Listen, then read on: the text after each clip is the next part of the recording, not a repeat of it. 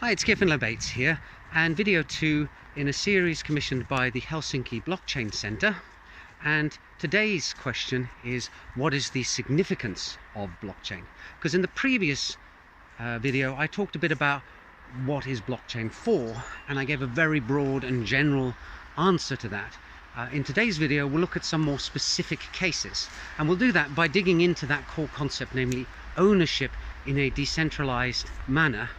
And when we look at the word own, or the word ownership, you have a number of things that are required. You need to have something that is owned, and you need to have an owner of that thing, and you need to have a way of exercising control over the thing that is owned. And this immediately opens up a whole wide set of use cases focusing in on one or more of those aspects. So for example, some of the use cases for blockchain involve something called self-sovereign identity.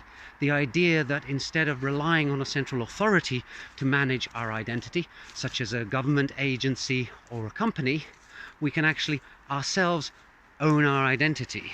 And then, for example, if you look at the thing that is owned, we can start looking at blockchain as a way of creating digital entities that actually have value, that you can actually put a dollar figure on.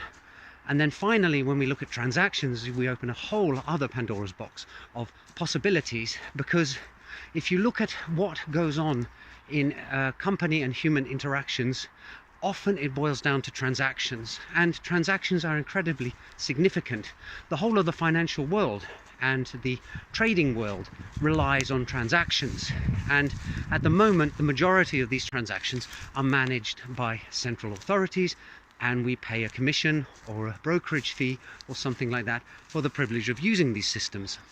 So with blockchain, there is the possibility of decentralizing these transactions and putting the control over them back into the hands of the individual rather than relying on such a central authority. And there are all sorts of possibilities that this opens up. But one of the most significant is the removal of the potential for censorship. The fact is that if you are using a bank and you want to engage in a certain transaction that the bank for some reason doesn't like, even though it is a perfectly legal transaction, they can censor you. They can refuse to allow that payment to go through. In a decentralized system, that kind of control is removed. However, it must be noted that this comes with all sorts of risks and responsibilities and problems, and at some point in a future video maybe I'll talk about blockchain and regulation and compliance. But that's it for today's video, and I hope to see you in the next video soon. Bye for now.